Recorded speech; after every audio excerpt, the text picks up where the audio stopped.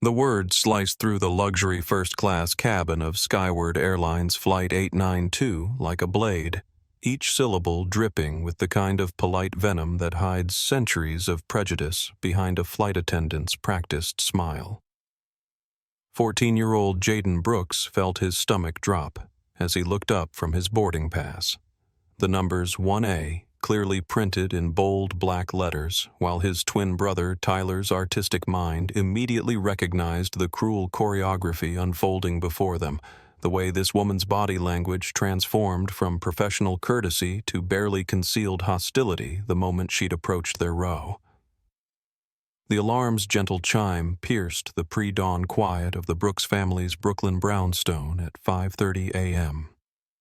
Though Jayden had already been awake for 20 minutes, his analytical mind cycling through the day's itinerary with the methodical precision that made him captain of his prep school's debate team.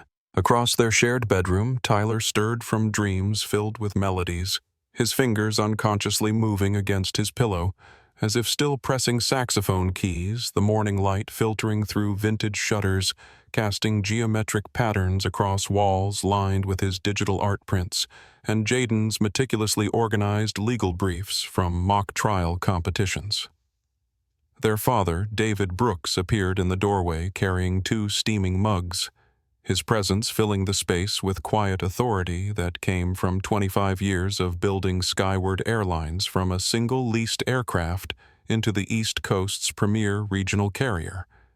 Though his sons knew him simply as someone who worked in aviation management, never suspecting that every plane bearing the Skyward logo belonged to the man who made them breakfast every Sunday and taught them to value character over wealth. "Big day, boys," David said, settling onto Jayden's precisely made bed while Tyler's remained a tangle of creative chaos sheet music scattered between astronomy textbooks and half-finished charcoal sketches.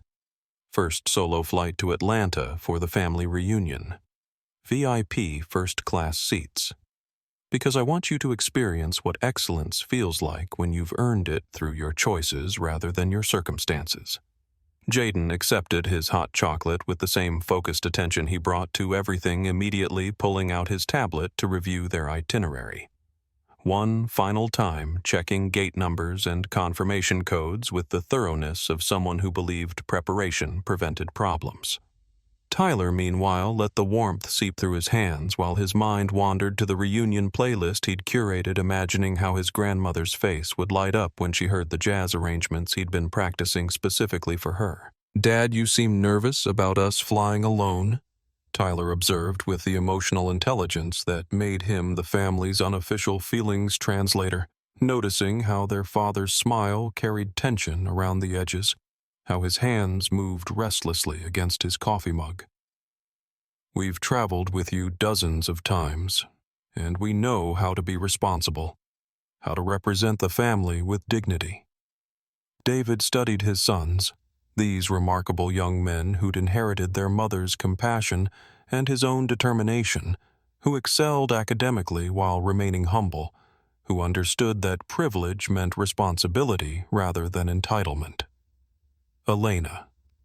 Their mother emerged from the master bathroom wearing surgical scrubs, her shift at Brooklyn Methodist starting early, and she moved between the twins with the practiced efficiency of someone accustomed to caring for others. "I'm not nervous about your maturity or your judgment," David said, carefully choosing words that acknowledged reality without creating fear. "I'm concerned about a world that sometimes judges people by appearance rather than character, that makes assumptions about who belongs where, based on skin color rather than merit. And while I've tried to protect you from that ugliness, traveling independently means encountering people who might see you differently than we do." Elena sat beside Tyler, smoothing his sleep-tousled hair with gentle fingers that could perform microsurgery, but still retained the tenderness of motherhood. "Your father and I have raised you to carry yourselves with dignity, to speak respectfully to adults, to remember that your worth comes from your actions and your kindness rather than what others think you deserve. And today's flight will be wonderful, because you're wonderful regardless of whether anyone else recognizes that immediately."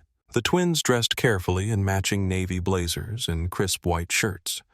Tyler adding a subtle musical note pin to his lapel, while Jayden chose a small scales of justice pin that reflected his passion for law and equity. They moved through their morning routine with the easy synchronization of siblings who'd shared everything from a womb to a bedroom, Jayden double-checking their documents while Tyler packed his sketchbook and travel-sized art supplies.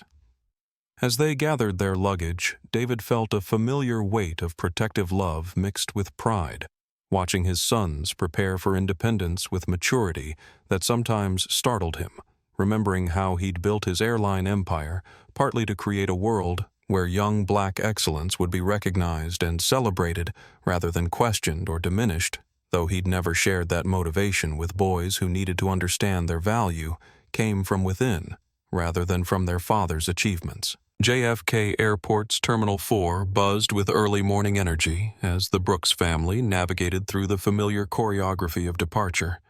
Business travelers clutching coffee cups and laptops while families managed excited children and oversized suitcases. The whole terminal humming with that particular anticipation that comes with journeys beginning. David had driven the boys himself rather than sending a car service, wanting these precious final minutes before their first solo flight. Their conversation during the 40-minute drive, touching on everything from Tyler's latest composition to Jayden's upcoming debate tournament. The check-in process unfolded smoothly with the Skyward Airlines agent processing their tickets with professional efficiency, her smile genuine as she handed over boarding passes that clearly showed seats 1A and 1B in the premium VIP section.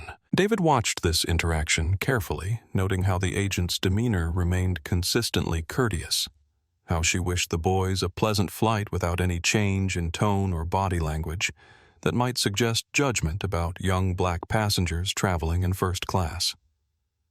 "I booked you the best seats on the aircraft," David explained as they walked toward security, his voice carrying pride and anticipation for their experience. "Row 1 has the most space, the newest entertainment systems and service that should make you feel truly valued. Because that's exactly what you are, and what you deserve. Not because of my position in aviation, but because you're exceptional young men who work hard and treat others with respect." Tyler's eyes lit up with excitement as he imagined watching movies on the large seatback screens while Jayden methodically photographed their boarding passes to send to their mother, his organized mind already planning how to document this milestone.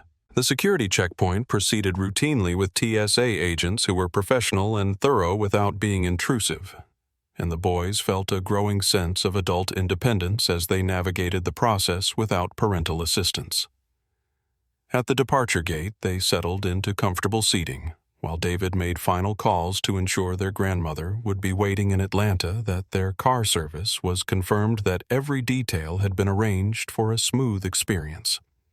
Other passengers waiting for Flight 892 represented the typical mix of business and leisure travelers, mostly adults absorbed in their own journeys, phones and concerns, paying little attention to two well-dressed teenagers reading and sketching while they waited. "Remember what we've always taught you about carrying yourself with dignity," David said, pulling his sons aside for a final private conversation. "You're flying as first-class passengers because you've earned that experience through your excellence, your character, and yes, because your family can afford to provide it for you, but never let anyone make you feel like you don't belong in spaces where you have legitimate reason to be." Elena arrived breathlessly from her hospital shift, having finished early to see them off, and she wrapped both boys in fierce hugs that conveyed months of love compressed into moments. "Text me when you board call when you land, and remember that you represent not just our family but yourselves, which means showing the world the remarkable young men we see every day, regardless of how anyone else chooses to perceive or treat you." The boarding announcement crackled over the speakers, calling first-class passengers to begin the process, and Jayden organized their carry-on bags with methodical efficiency, while Tyler gathered his art supplies and noise-canceling headphones. They stood together, these identical twins who shared DNA but expressed their gifts differently, Jayden's analytical mind already planning how to maximize their flight time for productivity, while Tyler's creative spirit anticipated the inspiration that might come from viewing Earth from 30,000 feet. David's final hug lingered longer than usual, his hands resting on his son's shoulders as he looked into faces that reminded him daily of his own father's dreams and his wife's strength. Make this weekend special for your grandmother. Enjoy every moment of luxury you experience today, and call me if anything at all feels wrong or uncomfortable, because no matter how independent you're becoming, you're never too old to need your father's protection. The boys walked toward the gate agent with confidence, born from loving preparation, their boarding passes ready, their excitement palpable, their trust in the world still intact. David watched until they disappeared into the jetway, his heart swelling with pride and only the smallest shadow of protective anxiety, unaware that in less than 2 hours he would receive a phone call that would transform his parental concern into carefully controlled fury and remind him why he'd spent decades building power that could protect what mattered most. As the twins entered the aircraft and found their way to the spacious first-class cabin, David returned to his car and began the drive back to Brooklyn.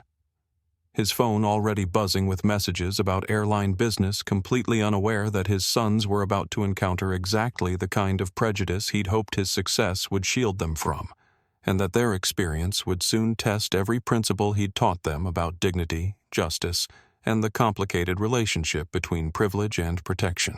The first-class cabin of Skyward Airlines Flight 892 welcomed Jayden and Tyler Brooks with an atmosphere of understated luxury leather seats arranged in spacious rows with generous legroom and privacy dividers.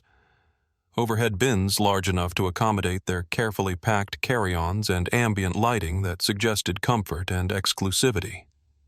The twins paused in the entryway, momentarily awed by the difference between this premium space and the economy cabins they'd glimpsed during previous family travels.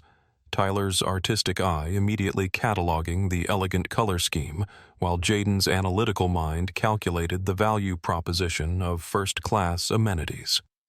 Welcome aboard, called Maria Santos, a young Latina flight attendant whose warm smile reached her eyes as she approached with genuine hospitality. You must be our VIP passengers in 1A and 1B. I'm Maria, and I'll be taking care of you today. May I help you find your seats and get your bags settled? Her tone carried none of the artificial cheerfulness that sometimes masked judgment, instead offering the kind of authentic service that made passengers feel valued rather than tolerated. Seats 1A and 1B occupied the premier position at the very front of the cabin window and aisle, with unobstructed views and immediate access to the galley, their leather surfaces soft and welcoming entertainment screens large enough to provide genuine viewing pleasure. Tyler claimed the window seat, immediately pressing his face against the glass to watch ground crews preparing the aircraft, while Jayden took the aisle, already organizing his tablet and noise-canceling headphones for optimal productivity during the flight. First time in first class? Maria asked as she helped them stow their bags in the overhead compartment, her question carrying curiosity rather than surprise, treating them as valued passengers rather than anomalies requiring explanation. The entertainment system has over 200 movies and shows plus games and music, and will be serving a full breakfast once we reach cruising altitude. Other first-class passengers represented the typical Tuesday morning mix of business travelers, mostly white men and women in expensive suits carrying laptops and briefcases, absorbed in their pre-flight rituals of checking emails and reviewing documents. A few glanced up as the twins settled into their seats, their expressions ranging from mild curiosity to complete indifference, none showing any obvious signs of disapproval or judgment about young black passengers in premium seating. "This is incredible," Tyler whispered to his brother, running his hands along the leather armrests while exploring the seat's various adjustment options. "Dad really wanted us to feel special, didn't he? Look at all this space. And the screen is huge, and there's even a place to plug in my drawing tablet." His excitement was infectious, drawing smiles from nearby passengers who remembered their own first experiences with luxury travel. Jayden methodically explored the seat's features with characteristic thoroughness, testing the recline function, examining the entertainment controller, organizing the provided amenities with precision that made Tyler laugh affectionately. "Everything works perfectly," Jayden reported with satisfaction. "The Wi-Fi password is already loaded, the power outlets are easily accessible, and according to the flight information, we'll have excellent weather for viewing the landscape." Captain Rodriguez emerged from the cockpit to greet first-class passengers personally, a distinguished man in his 50s whose professional bearing commanded immediate respect. "Good morning, gentlemen," he said, stopping at the twins' row with genuine warmth. "I'm Captain Rodriguez, and I'll be taking you to Atlanta today." Flying solo for the first time, when they nodded, he smiled approvingly. "You've chosen an excellent day for it. Clear skies, smooth air, and a crew that will take excellent care of you." The boys took photos of their seats to send to their parents, Tyler capturing artistic angles that emphasized the luxury, while Jayden documented practical details like the seat configuration and amenity offerings.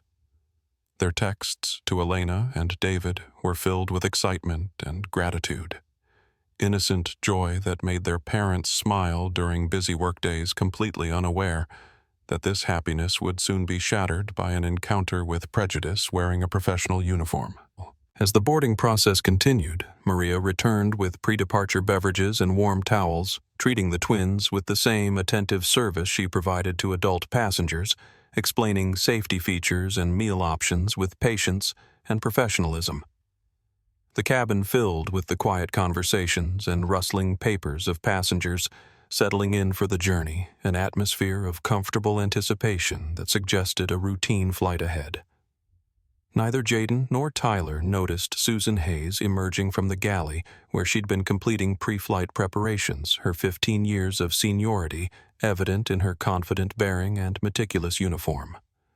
They were too absorbed in their excitement, too trusting in the world's fairness, too innocent of the reality that their skin color could transform them from valued passengers into perceived problems in the eyes of someone whose assumptions ran deeper than professional training could reach. Susan Hayes approached row 1 with the measured stride of someone accustomed to absolute authority within her domain, her 15 years as a senior flight attendant evident in every precisely positioned step. Her uniform immaculate, and her expression carrying that particular blend of professional courtesy and barely concealed irritation that experienced crew members deploy when they encounter what they perceive as irregularities requiring correction. The smile that crossed her face as she neared Jayden and Tyler's seats was perfectly crafted, the kind of expression that passengers might initially mistake for helpfulness, until they noticed how it failed to reach her eyes, how it carried underneath its polished surface the weight of assumptions and judgments already formed. "Excuse me, young men," Susan said, her voice maintaining the tone of helpful authority that flight attendants master during training, though something in her inflection suggested this wasn't going to be a routine passenger interaction.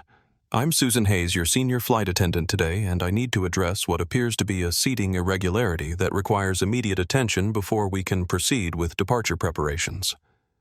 Jayden looked up from his tablet where he'd been reviewing his debate notes, his analytical mind immediately focusing on the word irregularity and trying to understand what problem could possibly exist with seats that had been properly assigned and confirmed multiple times. Tyler, meanwhile, felt his artistic intuition recognizing something troubling in Susan's body language.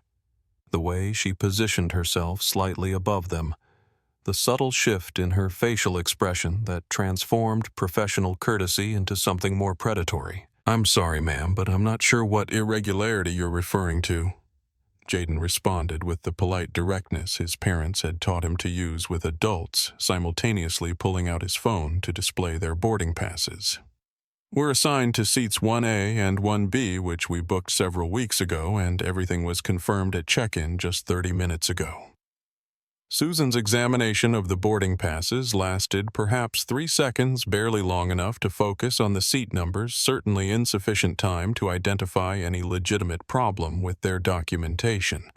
Her dismissive wave suggested she'd already decided the evidence didn't matter, that whatever conclusion she'd reached about these passengers superseded any proof they might offer. "There's been some sort of administrative confusion with your ticketing situation." Susan continued, her tone becoming more authoritative as she settled into the narrative she was constructing. "These particular seats have very specific requirements and expectations that weren't properly communicated during your booking process, and I'm afraid you'll need to relocate to more appropriate seating before we can begin our departure sequence." The phrase, "more appropriate seating," landed in the cabin, with unmistakable implications, its coded language carrying centuries of exclusion disguised as policy, and Tyler felt his stomach tighten as he recognized the familiar sting of being judged worthy or unworthy based on nothing more than appearance. Around them, other first-class passengers began to notice the confrontation, business travelers looking up from their devices with expressions ranging from mild curiosity to obvious discomfort, though none showed any inclination to intervene in what appeared to be crew business. "Ma'am, could you please check your computer system?" Jayden asked, his debate training kicking in as he attempted to address the situation through logical reasoning. "Our confirmation numbers should verify that these seats were legitimately purchased and properly assigned. And if there's truly been an error, surely your system would show what the actual problem is, rather than requiring us to move based on unspecified requirements." Susan's patience visibly thinned at being questioned by passengers she'd already decided didn't belong in first class, her professional mask slipping slightly to reveal the irritation underneath. "Young man, I've been working in aviation for 15 years, and I understand seating policies far better than passengers who are clearly unfamiliar with how premium cabins operate. So I need you both to gather your belongings and follow me to seats that are more suitable for travelers in your particular circumstances." The phrase, "your particular circumstances," hung in the air with deliberate ambiguity, allowing Susan to maintain plausible deniability while making her meaning perfectly clear to anyone paying attention. Tyler's hands began to tremble slightly as he processed the realization that they were being profiled, that their legitimate presence in first class was being challenged, not because of any actual irregularity, but because someone had decided they looked wrong for this space. "Could we speak with the captain?" Tyler asked, his voice carrying the artistic sensitivity that made him acutely aware of emotional undertones. "Or maybe a supervisor who could verify our tickets. We're not trying to cause problems, but we also don't understand why we're being asked to move from seats our father specifically purchased for us." Susan's expression hardened at the mention of supervisors, her authority clearly threatened by passengers who refused to comply immediately with her instructions. "The captain is busy with pre-flight preparations and doesn't need to be bothered with passenger seating matters, and I am the supervisor for cabin services. So when I tell you these seats aren't appropriate for you, that's the final word on the subject." Maria Santos appeared from the galley where she'd been preparing for service, her earlier warmth now replaced by obvious concern as she witnessed the confrontation developing in row 1. "Susan, maybe we should verify their tickets in the system before relocating passengers," she suggested quietly, her tone diplomatic but clearly advocating for the twins. "Their boarding passes appear legitimate, and they were processed normally at check-in." The suggestion hit Susan like a challenge to her authority, her face flushing with anger as she turned toward the younger flight attendant. "Maria, I'm the senior crew member on this aircraft, and I make the decisions about passenger seating, not first-year attendants who don't understand the complexities of managing premium cabin service. So I need you to return to your duties and let me handle this situation before you find yourself written up for insubordination." The threat silenced Maria immediately, her eyes showing distress as she realized she lacked the seniority or authority to protect passengers she knew were being treated unfairly. Her retreat to the galley left Jayden and Tyler feeling increasingly isolated, understanding that even sympathetic crew members wouldn't risk their employment to defend them against Susan's discriminatory targeting. Other passengers continued watching the confrontation with obvious discomfort, but no intervention, their silence creating a complicit atmosphere that normalized the violation occurring before their eyes. transforming what should have been shocking discrimination into acceptable entertainment that they could record on their phones while carefully avoiding any responsibility to challenge or stop it.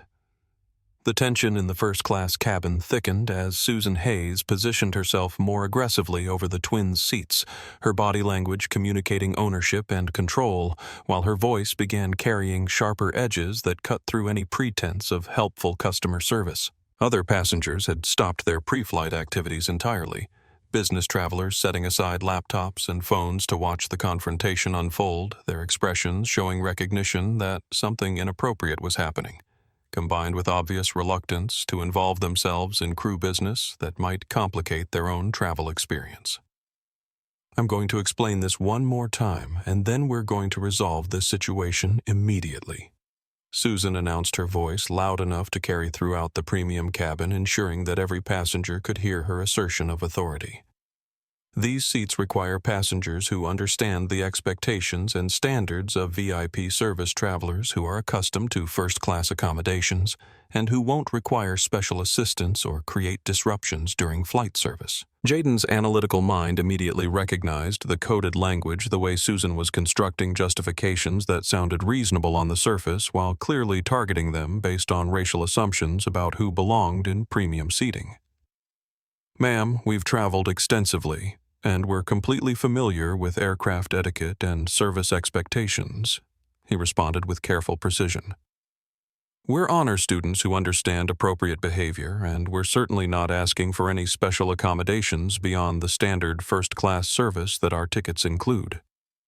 Tyler watched Susan's facial expressions with the artistic eye that made him particularly sensitive to emotional subtleties, noting how her features hardened whenever they spoke, how her smile became increasingly forced, how her entire demeanor communicated judgment and dismissal that had nothing to do with their actual words or behavior. "We just want to sit in the seats our father bought for us," Tyler added quietly, his voice carrying emotional honesty. "We haven't done anything wrong, and we don't understand why you're treating us like we're problems when we've been completely polite and cooperative." Your father, Susan repeated with obvious skepticism, her tone suggesting she found their family situation questionable. "I'm sure there's been some sort of misunderstanding about how these tickets were obtained, perhaps through a promotional offer or upgrade program that didn't properly communicate the requirements for premium seating, but regardless of the circumstances, I need you to relocate now before other passengers become inconvenienced by this delay." The implication that their father couldn't legitimately afford first-class tickets sent a wave of shame through both twins. Tyler's emotional sensitivity making him acutely aware of how other passengers were absorbing Susan's narrative, how her suggestions about promotional offers and upgrade programs planted seeds of doubt about their right to be there. Jayden felt anger building alongside his shame, his debate training helping him recognize the logical fallacies and discriminatory assumptions underlying every word Susan spoke. "We can show you our father's credit card confirmation if that would help verify the legitimate purchase," Jayden offered, pulling out his phone again to access their email confirmations. "The tickets were bought at full price 3 weeks ago, not through any promotional program, and we have all the documentation you could possibly need to confirm that we belong in these seats." Susan barely glanced at the phone screen before dismissing it with another wave, her disinterest in evidence becoming increasingly obvious to passengers who were now fully focused on the confrontation. Documentation can be manipulated, confirmations can be falsified, and I've seen enough questionable bookings to recognize when passengers are in seats they didn't properly qualify for. She declared, her accusations becoming more explicit as her patience with their resistance wore thin. A white businessman in row 3 shifted uncomfortably in his seat, clearly recognizing the discriminatory nature of Susan's treatment, but equally obviously reluctant to intervene in what appeared to be airline personnel matter. Several passengers had their phones out now, recording the interaction with expressions that mixed voyeuristic curiosity with guilty awareness that they were witnessing injustice they weren't willing to challenge. "Ma'am, you're essentially calling our family criminals without any evidence." Tyler said, his artistic sensibility making him acutely aware of the cruel performance being enacted around them. You're suggesting we've somehow scammed our way into first class based on nothing except looking at us, and that feels really wrong, especially when we've shown you legitimate documentation that you won't even examine properly. Susan's mask of professional courtesy finally slipped completely as she leaned closer to their seats, invading their personal space with proximity that felt threatening. I don't have time to debate seating policies with passengers who clearly aren't familiar with how premium travel operates, she hissed, her voice dropping to a level that carried unmistakable menace. You're going to gather your belongings and follow me to economy seating right now, or I'm going to call security and have you removed from this aircraft for interfering with crew instructions. The threat of security sent ice through both twins' veins. Jayden's analytical mind calculating how quickly a discrimination complaint could transform into criminal charges if they resisted someone in authority, while Tyler's emotional intelligence recognized that Susan's escalation meant reason and evidence would never matter, that she'd already decided their fate based on prejudices that couldn't be overcome through documentation or logic. We don't want any trouble, Jayden said quietly, his voice showing the defeat of someone learning that fairness wasn't guaranteed, even when you followed all the rules. But we also don't understand how we can be forced to move from seats we legitimately purchased just because you've decided we don't look like we belong here. That's exactly the attitude that confirms you don't understand first-class expectations, Susan replied triumphantly, seizing on his words as evidence of her judgment. Premium passengers don't question crew decisions, don't argue about policies, and don't create scenes that disturb other travelers who paid for a peaceful, refined experience. Maria reappeared from the galley, her distress visible as she witnessed the situation deteriorating, but Susan's earlier threat had effectively silenced her ability to advocate for the twins. Other crew members remained conspicuously absent, either unaware of the confrontation or unwilling to challenge a senior colleague's authority, leaving Jayden and Tyler completely isolated against Susan's power. The businessman in row 3 opened his mouth as if to speak his conscience, apparently struggling with his comfort, but Susan immediately turned her attention to him with a sharp glare that communicated clear consequences for interference.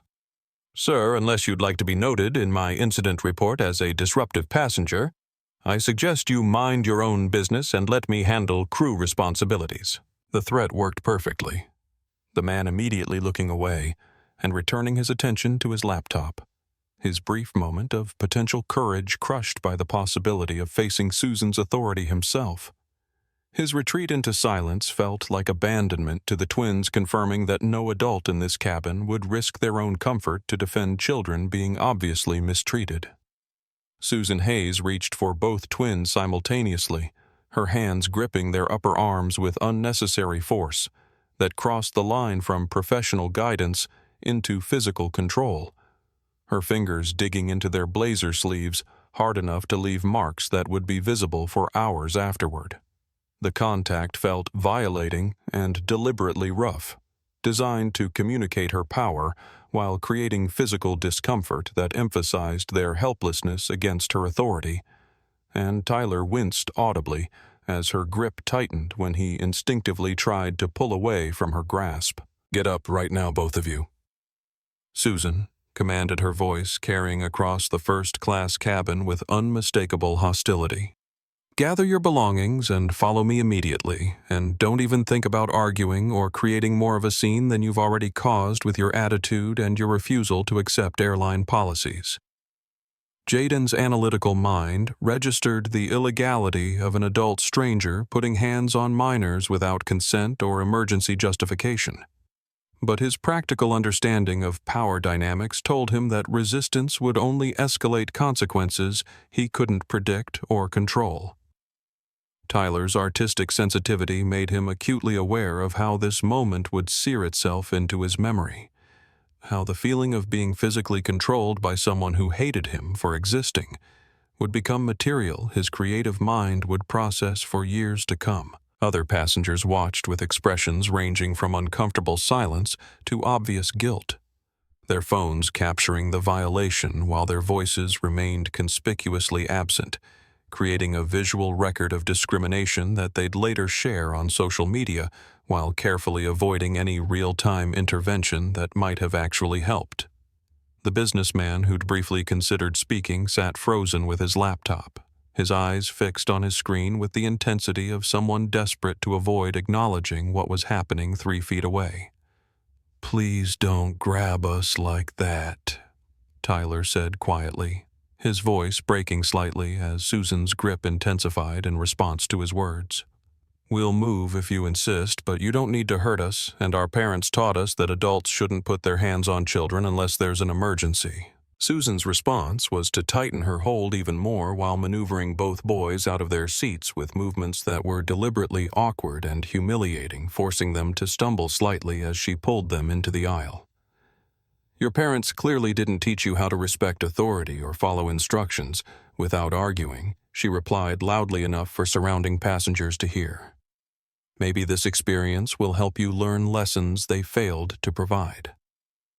The public nature of her criticism felt like another violation layered on top of the physical handling Susan's words designed to humiliate them in front of strangers, while suggesting they'd been raised improperly, that their family had somehow failed to instill appropriate values.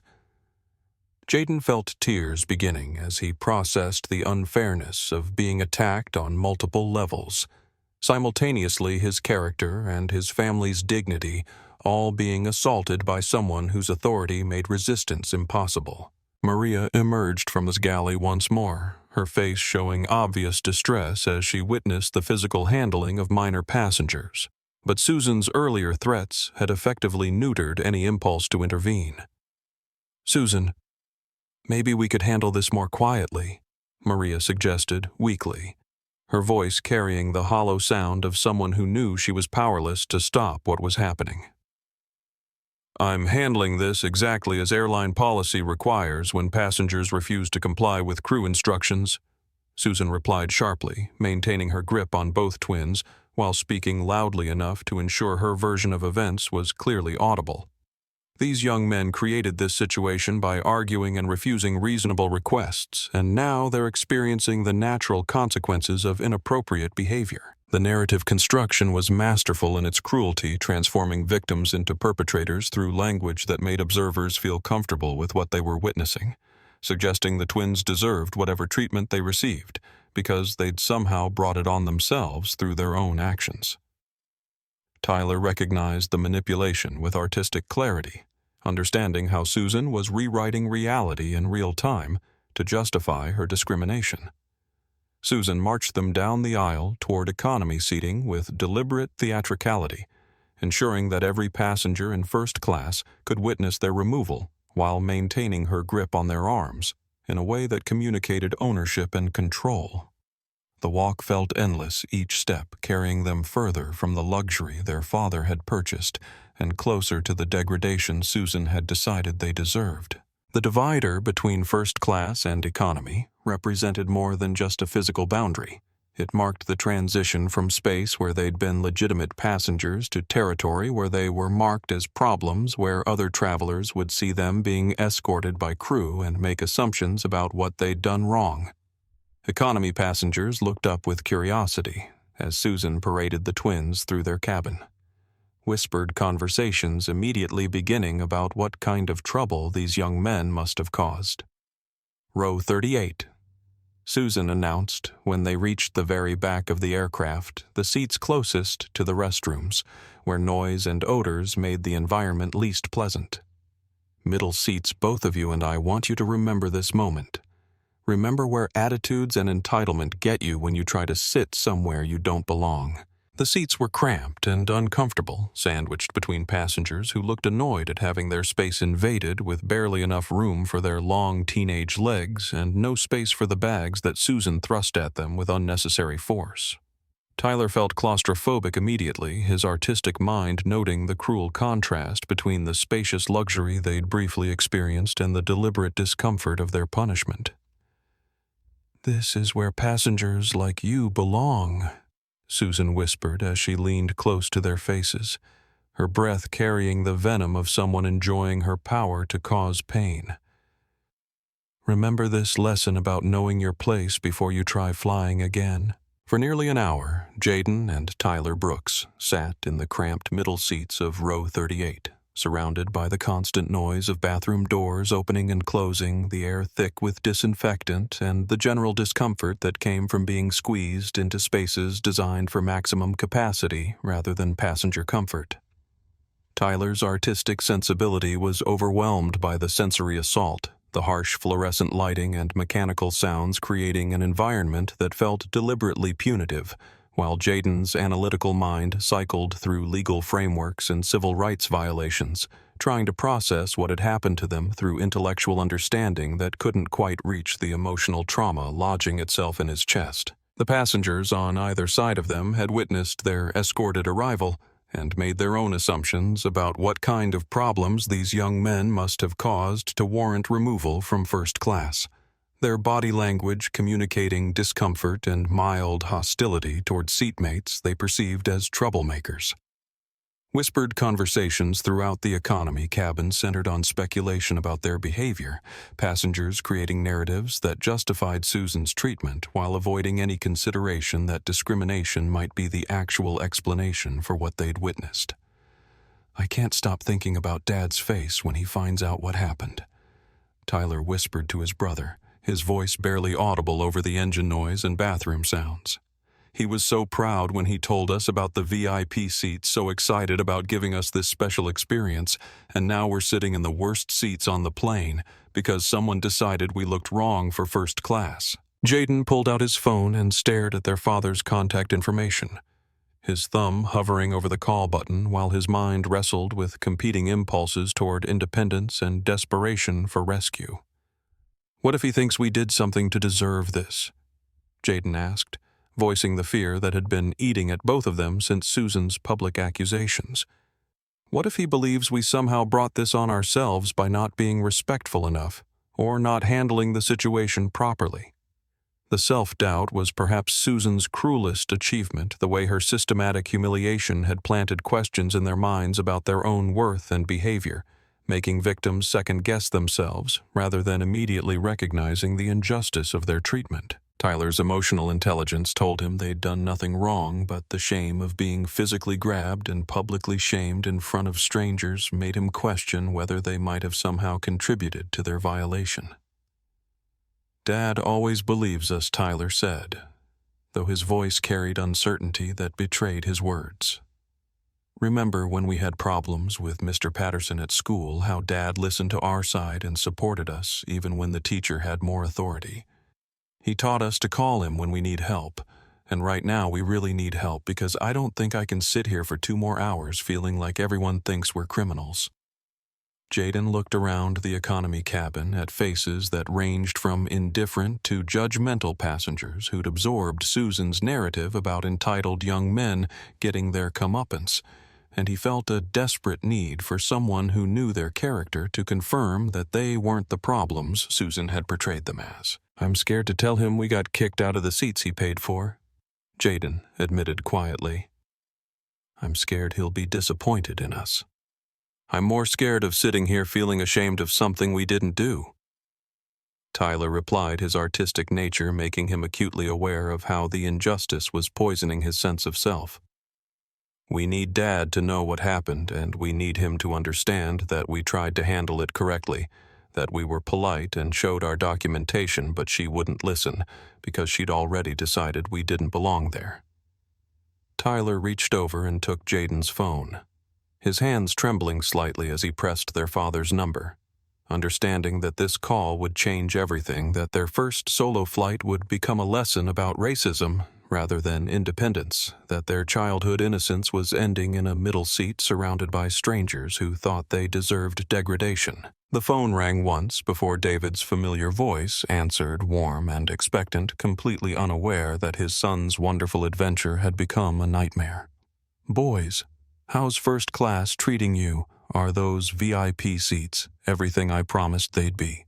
David's enthusiasm carried across the phone connection, his pride and excitement making Tyler's composure shatter completely as he tried to explain that they weren't in first class anymore, that Susan Hayes had grabbed them and marched them to the back of the plane while passengers recorded their humiliation on phones they were too cowardly to use for actual intervention. Dad Tyler sobbed into the phone, his words tumbling out in a rush of pain and confusion. Something terrible happened. The flight attendant said we don't belong in first class, said our tickets were fake, grabbed our arms and made us move to the back, and everyone just watched. Nobody helped us, and she said we need to know our place. The silence on David's end of the call lasted only seconds, but Tyler could feel his father's entire energy shifting from casual warmth to focused intensity, could sense the moment when David Brooks stopped being a loving father and became something far more dangerous. "Tell me exactly what happened," David said, his voice carrying controlled fury that promised consequences. "Every detail, every word, everything this flight attendant did to my sons." "Her name is Susan Hayes," Jayden added, leaning close to the phone so his father could hear both of them. "She grabbed us, physically called our tickets fraudulent without checking them, accused you of running some kind of scam, and marched us through the cabin while passengers filmed everything, but nobody said anything to help us. Stay exactly where you are," David commanded, his voice carrying absolute authority that neither twin had ever heard before. "Don't move from those seats. Don't engage with her again. Don't do anything except sit quietly while Daddy handles this situation, because what she did ends her career today." David Brooks sat in his downtown Brooklyn office surrounded by floor-to-ceiling windows that offered panoramic views of Manhattan's skyline, his hands gripping his phone with intensity that made his knuckles white as he absorbed every detail of his son's violation. 25 years of building Skyward Airlines from nothing had taught him about power, about leverage, about consequences, and hearing Susan Hayes' name triggered immediate recognition, because her employment file had crossed his desk multiple times over the years, always accompanied by complaints that human resources had somehow deemed insufficient for termination. "I need you both to listen very carefully," David said, his voice carrying the controlled fury of someone whose protective instincts had been fully activated. "What Susan Hayes did constitutes serious civil rights violations, physical assault on minors, and abuse of authority that violates every policy Skyward Airlines has ever established. And she's going to discover very quickly what happens when discrimination targets the owner's children. Though her career would be over regardless of who you are."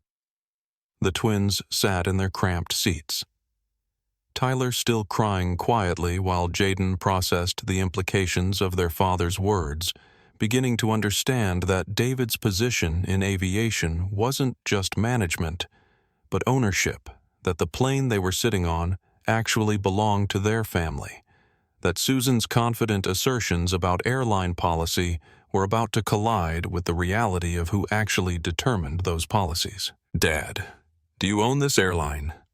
Jayden asked, his analytical mind putting together pieces that had never quite fit before, remembering business calls at home, remembering how airport employees always seemed to recognize their father, remembering details that suddenly made sense in an entirely different context. "I founded Skyward Airlines. 25 years ago," David confirmed, his attention already shifting to his computer as he began pulling up passenger manifests and crew assignments for Flight 892. "I own every aircraft in our fleet. I sign every employee's paycheck, including Susan Hayes's, and I have ultimate authority over every aspect of our operations, which means what happens next is entirely within my control." Tyler felt a complex mixture of relief and shame wash over him. Relief that their father had power to protect them, combined with shame that protection required wealth and influence, that other children facing similar discrimination wouldn't have a billionaire father to call when flight attendants decided they didn't belong in premium seating. "So Susan works for you?" Tyler asked, his artistic mind already imagining how this revelation would transform the power dynamic. "She works for me," The captain works for me. Every person on that aircraft is my employee, and the aircraft itself is my property," David replied while simultaneously dialing Captain Rodriguez's direct line. "Stay on the phone with me while I make some calls because you're about to see what happens when someone harms my children, and I want you to understand that racism has consequences when it targets people with power to respond." The twins heard their father's voice change as Captain Rodriguez answered his call, David's tone shifting from parental comfort to corporate authority with surgical precision. "Captain Rodriguez, this is David Brooks, owner and CEO of Skyward Airlines." David began his words carrying weight that made the captain's response immediately deferential. "I'm calling about a serious incident occurring on Flight 892 right now involving discrimination against minor passengers by crew member Susan Hayes." Jayden and Tyler couldn't hear Captain Rodriguez's side of the conversation, but they could imagine his shock as he realized the owner of the airline was personally calling about problems on his aircraft that what he'd probably assumed was routine passenger service had escalated to the highest levels of corporate attention. "I need you to divert this aircraft immediately to the nearest suitable airport."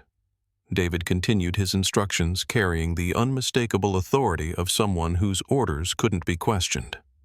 Captain Susan Hayes physically grabbed my 13-year-old sons, forced them from their legitimate first-class seats, based purely on racial discrimination, and publicly humiliated them while passengers recorded the entire incident.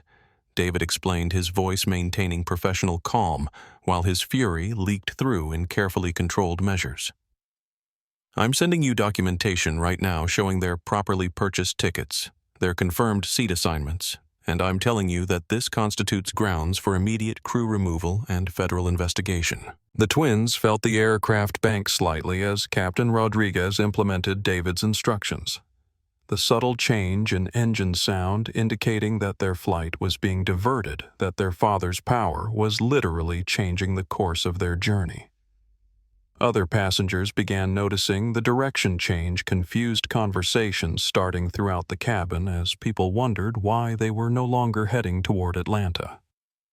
"Philadelphia International is the nearest suitable airport with full security facilities." David continued his conversation with the captain.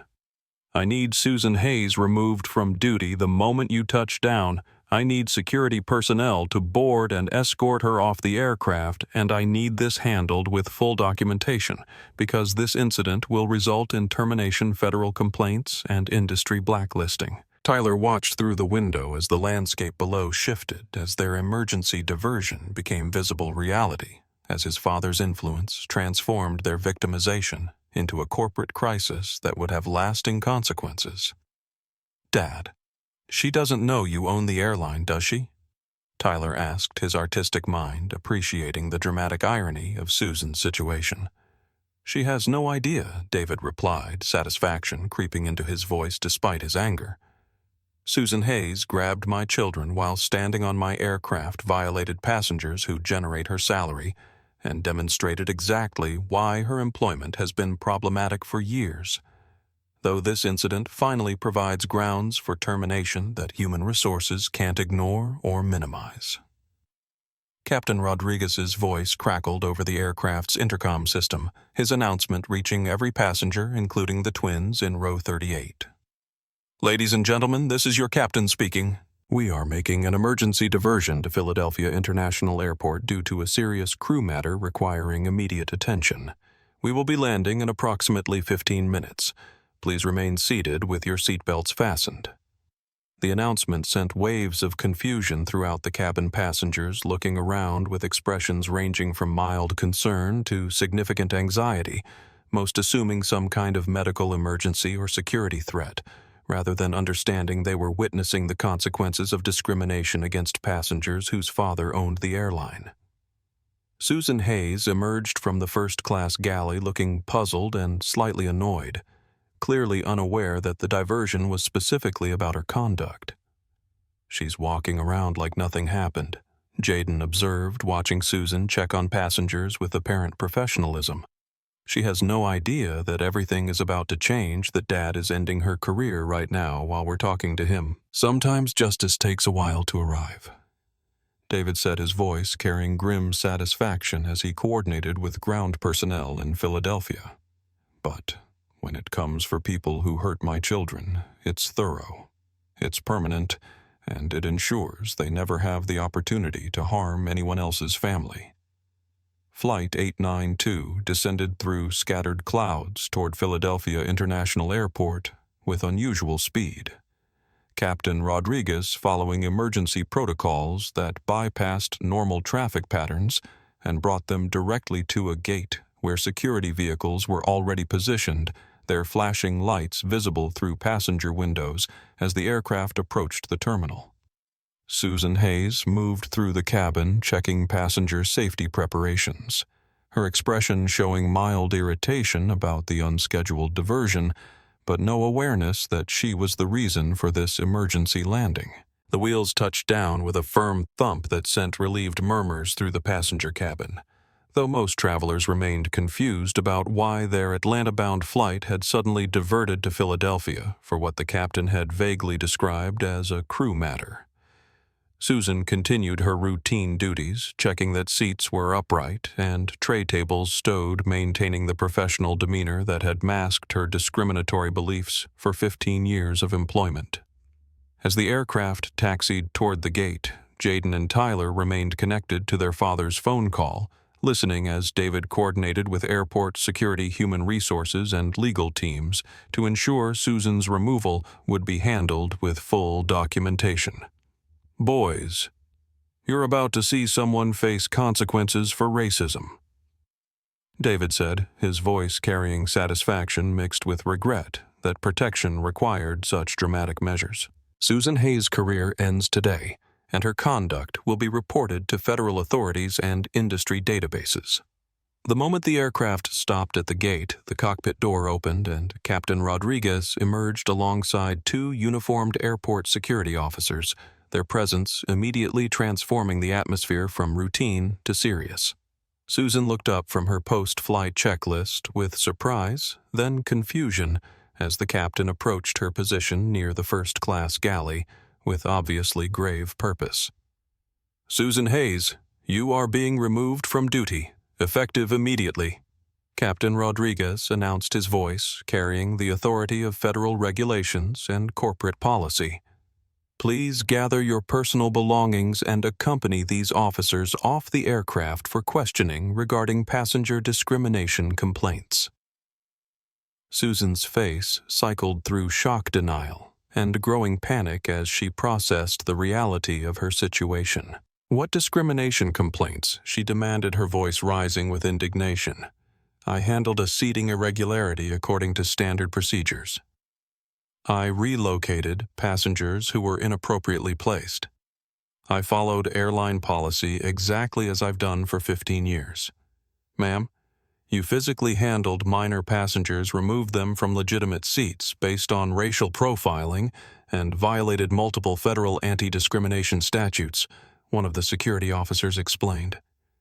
"The owner of Skyward Airlines has personally reported this incident, and you need to come with us immediately for formal questioning." The mention of the owner's personal involvement sent visible shock through Susan's face as she began calculating whether her treatment of the twins could somehow have reached the highest levels of corporate authority. Her confident assertions about knowing airline policy crumbled as she realized she'd discriminated against passengers with connections powerful enough to divert aircraft and end careers with single phone calls. Those boys were causing problems, arguing with crew instructions, creating disturbances that affected other passengers. Susan protested as the officers moved closer, her narrative becoming increasingly desperate as she understood the severity of her situation. "I was protecting the premium cabin atmosphere that first-class travelers expect and deserve. Ma'am, we have multiple passenger recordings of you physically grabbing minors, forcing them from assigned seats, and making discriminatory statements," the second officer replied. "The evidence is extensive. The complaints are serious, and you need to exit this aircraft immediately." Tyler watched from row 38 as Susan was escorted down the aisle toward the exit, her 15-year career ending in front of every passenger who'd witnessed her discrimination against him and Jayden. The walk of shame felt like justice, though Tyler's artistic sensitivity made him recognize that her humiliation, while satisfying, couldn't undo the trauma they'd experienced or restore their innocent trust in adult authority. Other passengers watched Susan's removal with expressions ranging from shock to guilty recognition, many realizing they'd witnessed obvious discrimination without intervening, their recorded videos becoming evidence rather than entertainment. Maria Santos emerged from the galley with tears streaming down her face, relieved that Susan faced consequences, but devastated that her own powerlessness had prevented her from protecting the twins when intervention might have mattered most. As Susan disappeared into the jetway, escorted by security officers, Captain Rodriguez made another announcement to the confused passengers. "Ladies and gentlemen, we apologize for this diversion, which was necessary due to serious crew misconduct that required immediate intervention. We will be continuing to Atlanta shortly with a replacement crew member." The understated explanation left passengers speculating about what had happened, gradually piecing together the connection between the twins they'd watched being removed from first class and the flight attendant who'd just been terminated and arrested.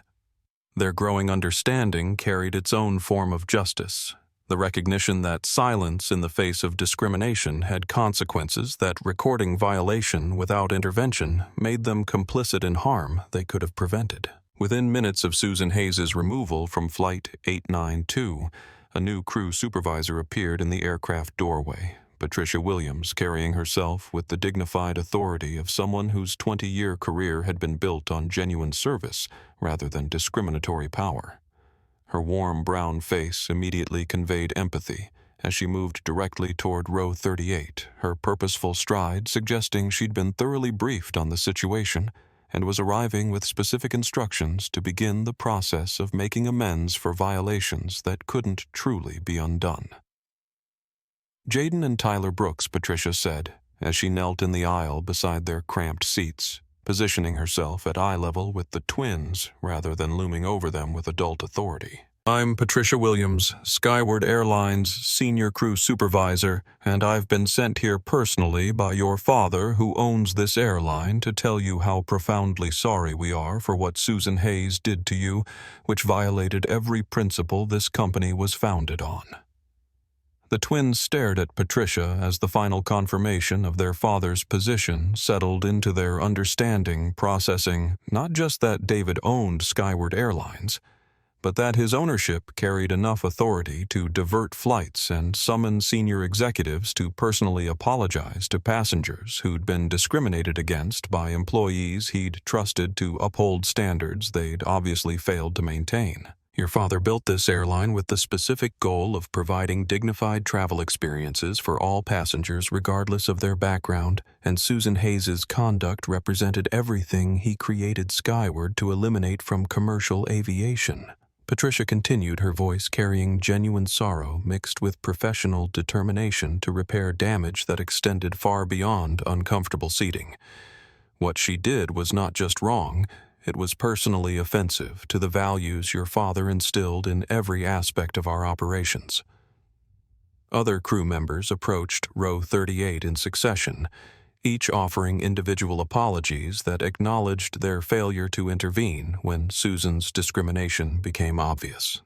Their complicity in allowing violations to continue unchallenged, their collective responsibility for creating an environment where racist authority could operate without immediate consequence. Maria Santos appeared last, her tear-stained face showing the genuine distress of someone whose conscience had been violated by her own powerlessness. "I should have done more," Maria whispered to the twins, her voice breaking with emotion. "I should have refused Susan's orders, should have called the captain myself, should have protected you even if it cost me my job, and I'll regret my weakness for the rest of my career." Tyler's artistic sensitivity recognized Maria's authentic remorse, understanding the difference between someone who'd failed to act from fear versus someone who'd actively chosen discrimination. Though his trauma made forgiveness complicated, even when sincerity was obvious. "You tried, Tyler," said quietly. "You were the only one who tried, even when she threatened you." Patricia helped the twins gather their belongings for relocation back to first class, though not to their original seats in row 1, but to Skyward's premium VIP suite, normally reserved for the airline's most elite customers. Spacious accommodations with full privacy and luxury amenities that represented the company's most expensive offering. These seats are our way of saying that discrimination victims deserve our absolute best service, Patricia explained as she guided them forward through the cabin. The walk from economy back to first class felt surreal after their earlier humiliation. Passengers who'd watched their removal now witnessing their return, with expressions mixing guilt, curiosity, and dawning recognition that the young men they'd allowed to be discriminated against possessed connections powerful enough to divert aircraft and end careers. Several business travelers looked ashamed, their earlier silence now revealed as moral failure, rather than prudent non-interference. We've also arranged for special meal service priority ground transportation in Atlanta and direct communication with your father throughout the remainder of your flight. Patricia continued as she helped them settle into seats that offered more luxury than they'd ever experienced. Though nothing we can provide erases what you endured, we want to ensure your travel experience from this point forward reflects the dignity you should have received from the beginning. The flight took off again from Philadelphia nearly 2 hours behind schedule, carrying passengers who now understood they'd witnessed a discrimination incident significant enough to trigger corporate crisis response from the highest levels of airline ownership. Conversations throughout the cabin centered on speculation about the twins' family connections, the implications of remaining silent during obvious injustice, and the recognition that recorded evidence of discrimination might surface on social media with their own faces visible as bystanders who'd chosen comfort over courage. Captain Rodriguez made regular announcements updating passengers about their progress toward Atlanta, his tone carrying obvious deference toward the twins, who were now recognized as family members of his ultimate employer. Other crew members provided service that bordered on excessive attention, their obvious anxiety about pleasing passengers whose father controlled their employment, creating an awkward atmosphere where genuine apology mixed with job preservation instinct. "I feel weird about everyone treating us differently now that they know Dad owns the airline," Jayden confided to Tyler as they flew through clear skies toward their destination. "Like we're the same people we were when Susan was grabbing our arms, but now everyone's scared of us instead of ignoring us." Tyler nodded, his artistic mind processing the complex dynamics of power and protection. Understanding that their father's wealth hadn't prevented their initial violation, but had ensured swift consequences that most discrimination victims never experienced. "It's not fair that we needed to be the owner's sons for anyone to care about what happened to us," Tyler replied quietly. "What about all the other kids Susan probably treated badly who didn't have fathers with private jets and corporate lawyers?" Their question hung in the premium cabin air, highlighting the uncomfortable reality that justice often correlated with power rather than fairness, that consequences for discrimination frequently depended on victims' connections rather than the severity of violations, and that their protection came from privilege rather than the inherent wrongness of racist treatment that should have triggered intervention regardless of their family's influence. Hartsfield-Jackson Atlanta International Airport's Terminal B buzzed with typical afternoon energy as Flight 892 finally approached its delayed arrival, but Gate A12 had been transformed into something resembling a crisis command center with David and Elena Brooks, flanked by Skyward Airlines executives, corporate attorneys, and security personnel who'd been coordinating the response to what was already being called the most serious discrimination incident in the company's 25-year history.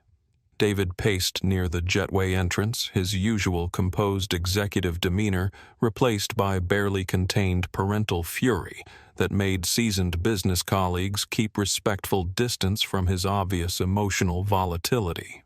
Elena Brooks stood beside her husband wearing surgical scrubs from her shift at Emory University Hospital, her pediatrician's training making her acutely aware of the psychological trauma their sons had endured.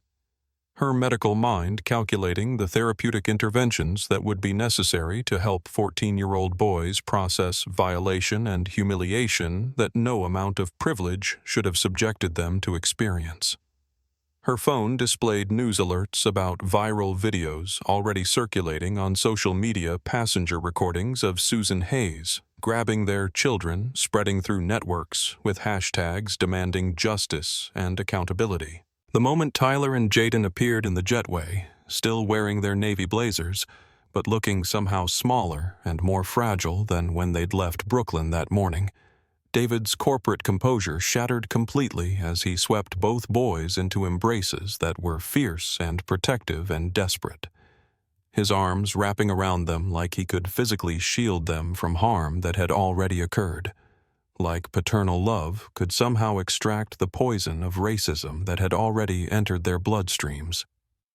"I'm so sorry," David whispered against their hair, his voice breaking with guilt that his power hadn't prevented their initial violation.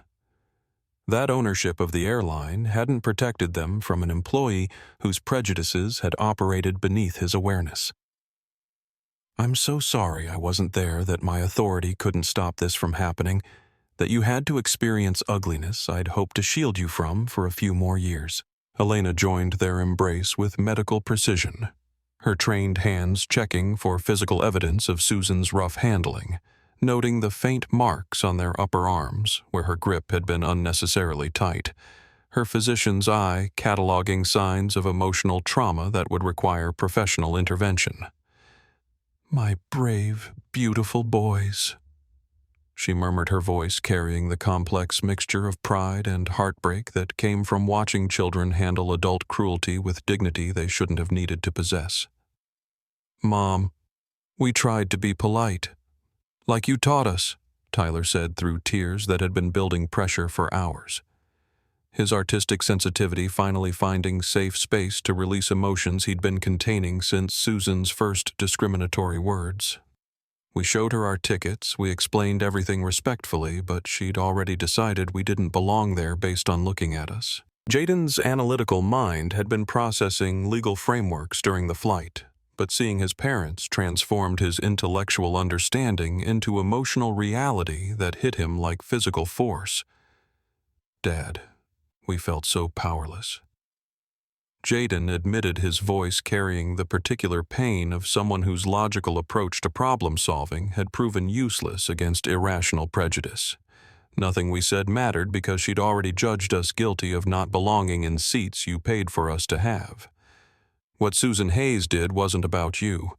It was about sickness in her heart that made her see black skin and assume fraud, see young excellence and decide it couldn't possibly be legitimate."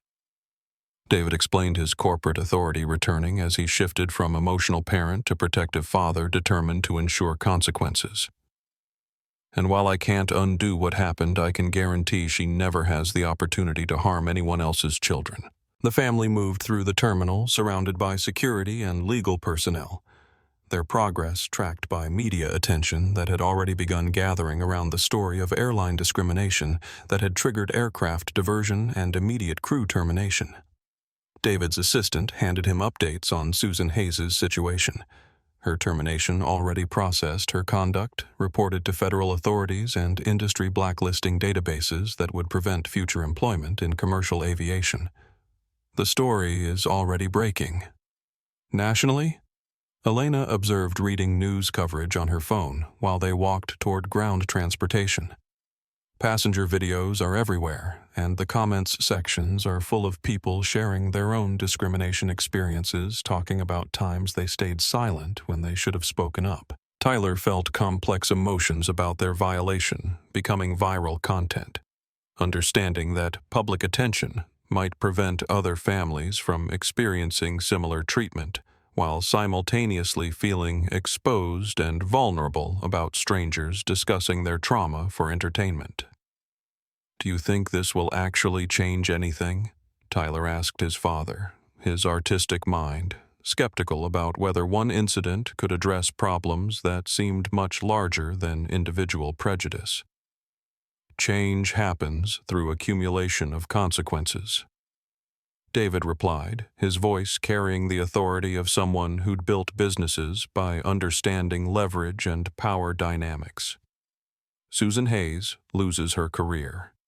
Skyward Airlines implements stronger anti-discrimination protocols. Other airlines review their own policies to avoid similar incidents, and gradually the cost of racism becomes too high for people to justify maintaining their prejudices. As they settled into the family's waiting SUV for the drive to their hotel, Jayden's analytical mind continued processing the day's events through legal and social frameworks. "Dad, why didn't you ever tell us you owned the airline?" Jayden asked his question carrying curiosity rather than accusation. Knowing might have prevented this whole situation.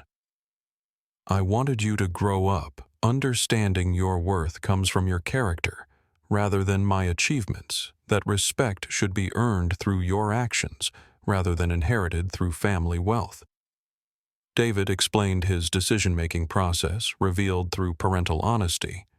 "But today taught me that while privilege shouldn't define your identity, it can provide protection when the world fails to recognize your inherent dignity." Elena's medical training made her attuned to signs of post-traumatic stress that were already manifesting in both twins. Tyler's hands trembling slightly whenever he recalled Susan's grip on his arm. Jayden's hypervigilance making him scan every adult face for potential threats that his rational mind knew were unlikely, but his traumatized nervous system couldn't dismiss. "We're going to arrange for counseling," Elena said gently, her suggestion carrying medical authority rather than parental concern.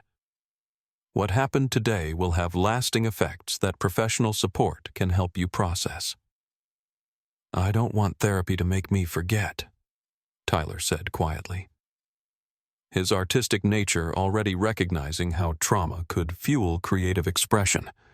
"I want to remember how this felt so I can help other people understand what discrimination does to children, how it makes you doubt yourself even when you know you've done nothing wrong. The goal isn't forgetting, it's healing while maintaining awareness," Elena clarified with medical precision. "Understanding how racism operates while not allowing it to define your relationship with the world, processing violation without letting it destroy your trust in the possibility of justice." 6 months after flight. 8/9/2.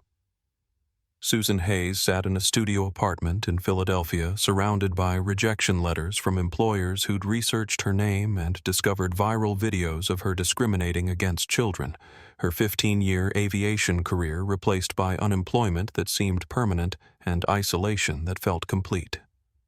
Her face had become synonymous with airline racism, her termination widely reported as an example of consequences for discrimination, though the justice felt hollow when she remained convinced she'd been fired for enforcing policies rather than violating civil rights. The industry blacklisting had been thorough and devastating. Her name flagged in databases that prevented employment not just with airlines but with any transportation company. Her reputation so damaged that even customer service positions became unavailable once background checks revealed her connection to one of commercial aviation's most documented discrimination cases. Her attempts to reinvent herself in other industries failed consistently, as social media presence made anonymity impossible. Meanwhile, Jayden and Tyler Brooks had transformed their trauma into advocacy, working with their father to establish the Dignity in Travel Foundation, an organization dedicated to training airline personnel about unconscious bias while providing legal support for discrimination victims who lack the resources to fight corporate power structures. Tyler's artistic talents found new purpose creating educational materials that made bias training emotionally compelling, while Jayden's analytical skills contributed to policy recommendations that strengthened federal anti-discrimination enforcement. Skyward Airlines had become an industry leader in civil rights compliance, implementing protocols that made discrimination complaints easier to file, bias training more comprehensive, and consequences for violations more severe and immediate. David Brooks used his influence within airline industry associations to push for standardized anti-discrimination measures across all carriers transforming his family's trauma into broader social change that protected other travelers from experiencing similar violations. We get letters from families who say our story helped them report discrimination they might have stayed silent about. Tyler told his parents during one of their regular family discussions about the Foundation's impact. Kids who felt ashamed about being profiled until they learned that our experience wasn't about us doing anything wrong, that racism is about the person discriminating rather than the people being targeted. The twins had required months of therapy to process their violation, working with specialists who understood how discrimination affected adolescent development, how being physically controlled by racist authority created lasting impacts on trust and self-worth. Jayden's analytical nature helped him understand discrimination intellectually, while Tyler's emotional sensitivity required different therapeutic approaches that honored his artistic processing of trauma through creative expression. "I still get nervous when flight attendants approach our seats," Jayden admitted during family discussion about their continued healing process. "My rational mind knows the odds of encountering another Susan Hayes are minimal, especially flying on Dad's airline, but my body still reacts with fight-or-flight responses that therapy is gradually helping me manage." Elena's medical expertise had proven invaluable in supporting their recovery, her understanding of trauma's neurological impacts, helping the family navigate psychological healing while maintaining normal family dynamics. "Healing doesn't mean pretending this didn't happen," Elena reminded them regularly. "It means integrating the experience into your understanding of the world without allowing it to limit your engagement with possibilities that remain positive and hopeful." David's business relationships had shifted following the incident, other executives treating him with new respect for his handling of corporate crisis, while recognizing that discrimination against his family had revealed protective instincts that made him formidable when threatened. His influence in aviation increased rather than decreased industry leaders seeking his guidance on preventing similar incidents that could damage their own reputations. The viral videos of Susan's discrimination continued circulating as educational tools in diversity training programs, her conduct becoming a case study in how prejudice operates through authority figures who believe their positions protect them from consequences. Her image appeared in training materials that taught employees about unconscious bias, though her own learning remained limited by defensiveness that prevented genuine accountability. "Sometimes I wonder if Susan Hayes understands what she actually did to us," Tyler reflected during a Foundation board meeting where they reviewed discrimination reports from other airlines. Like, does she see those videos and recognize that she hurt children, or does she still think she was just enforcing policies that happened to affect us unfairly? Understanding requires empathy she may not possess. Jayden replied with analytical clarity. But consequences don't require her comprehension to be effective, and other airline employees seeing her career destroyed for discrimination creates deterrent effects, regardless of whether she personally accepts responsibility for her actions.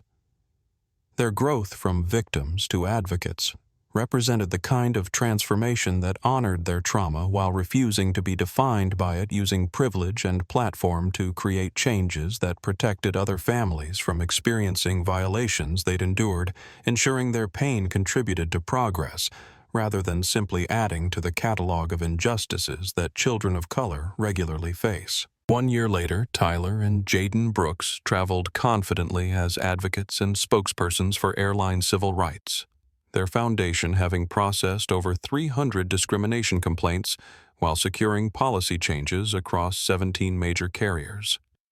They'd transformed personal trauma into public service, using their platform to ensure other families received protection regardless of whether their fathers owned airlines or possessed resources to fight corporate discrimination. Susan Hayes remained unemployed and isolated, her discrimination against the wrong family having cost her not just employment, but social connections, her name permanently associated with racist authority that had faced swift and comprehensive consequences. Her attempts at reinvention failed consistently as background checks revealed her viral infamy, creating the kind of lasting accountability that few discrimination cases achieved. The brothers' story became required viewing in airline training programs nationwide, their dignity under pressure serving as examples of grace that discrimination couldn't destroy, while their father's response demonstrated how power could be used for justice when privilege aligned itself with protecting vulnerable passengers rather than maintaining comfortable silence in the face of obvious injustice.